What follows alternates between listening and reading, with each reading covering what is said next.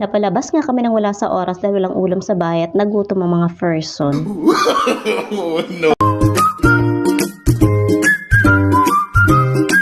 Pagkatapos ko magbayad ng mga bills ay kumain na nga kami. Itong si Bunso ay parehas kami ng trip. Gusto niya sa kanin ay mainit-init pa kaya yan at nakanganga dahil napaso. Pero teka, bakit itong pang wall decor ko ay pang CR lang nila?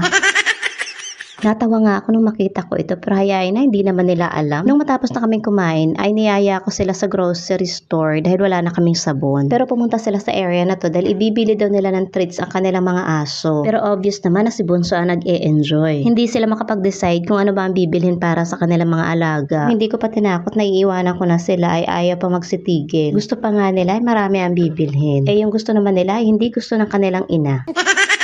Sabon nga lang panlabang sa Jaco dito, 'di ba? Pero humirit na naman sila na wala na naman daw shampoo ang kanilang alaga. Conditioner kasi yung una nilang nabili. Kung kaya't kailangan pa daw ng shampoo. Ako na pumili para makuha ko yung mas mura-mura. Naguluhan naman ako kung pink over blue or blue over pink. Pero may tinuro sa akin si ate. May bar shampoo daw para sa mga aso. At mas mura kaysa liquid shampoo. Kaya naman, final na ito. Soap/shampoo na ang kukunin. Yung sabon lang ang bibilhin pero napadampot na naman kung ano-ano. Pagkatapos nga namin magbayad sa counter ay nagulat ako, Jai. 2 eco bag na hindi naman punong-puno ay worth 4,000 pesos. Nagulat talaga ako doon at hindi ako makamove on. Buti na lang talaga natanggal ko ang Nutella at ang Hershey's chocolate syrup. Kung hindi ay umabot na 5,000. Kaming tatlo nga lang umalis dahil wala naman si jowa. Pagkatapos nga sa grocery ay dumiretso na kami sa bahay dahil baka kung ano-ano na naman ang mabibili at wala na akong kaperahan. Tapos na ang election pero itong sa kuyang driver ay hindi pa rin tinanggal ang kaniyang tarp.